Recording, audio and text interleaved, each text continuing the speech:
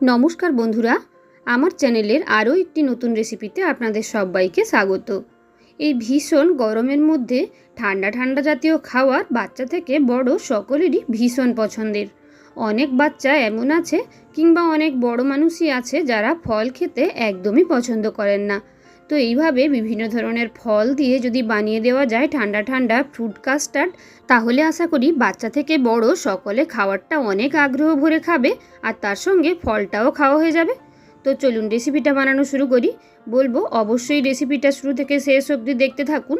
আর recipe ভালো লাগলে like, comment, share আর চ্যানেলটাকে সাবস্ক্রাইব করে দেওয়ার অনুরোধ আপনাদের সবার কাছে রইল। রেসিপিটা বানানোর জন্য সবচেয়ে প্রয়োজনীয় উপকরণ হলো দুধ।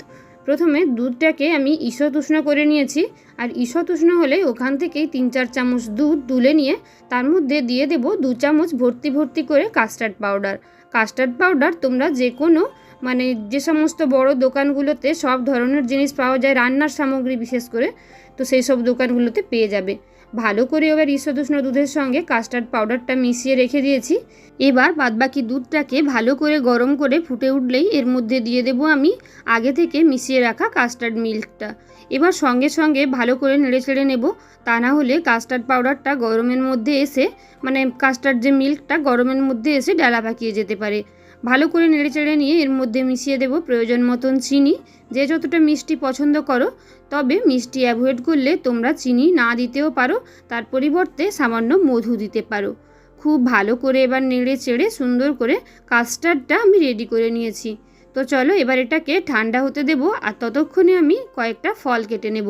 ফলের মধ্যে নিয়েছি এখানে আমি তরমুজ, আঙ্গুর, আপেল, বেদানা, চেরি, এই সমস্ত কিছু, আম।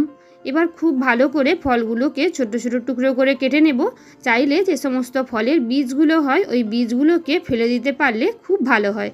তো একদম ছোট টুকরো করে কেটে নেব, যাতে চামচের মধ্যে তুলে একবারে অনেক ধরনের ফল মুখের মধ্যে নেওয়া যায়। তো দেখো একদম সুন্দর করে ছোট ছোট করে তরমুজ, আঙ্গুর, আপেল, আম সব কিছু কেটে নেব, আর তার সাথে বেদানাগুলোকেও ছাড়িয়ে রেখে দেব। এর সঙ্গে আমি চেরি নিয়েছি, কাজু কিশমিশ নিয়েছি। তো তোমরা চাইলে এর সঙ্গে আরও বিভিন্ন ধরনের পছন্দ মতন ফল, যেমন কলা, কালো আঙ্গুর, ড্রাগন ফ্রুট, এই সমস্ত ফলগুলো মিশিয়ে নিতে পারো যে যার পছন্দের মতন।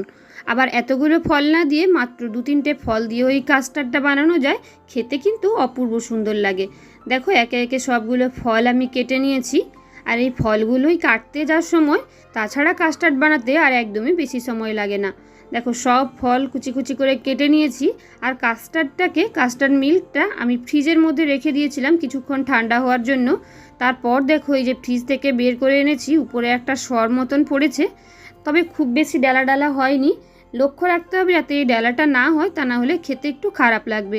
এবার এর মধ্যেই মিশিয়ে দেবো আমি সব ধরনের কেটে রাখা ফলগুলো। তো তোমরা চাইলে ফলটা মেশানোর পরেও এটা ফ্রিজে রাখতে পারো, তবে সেক্ষেত্রে ফল যদি বেশিক্ষণ থাকে তখন ফল থেকে অনেকটাই জল বেরোতে পারে।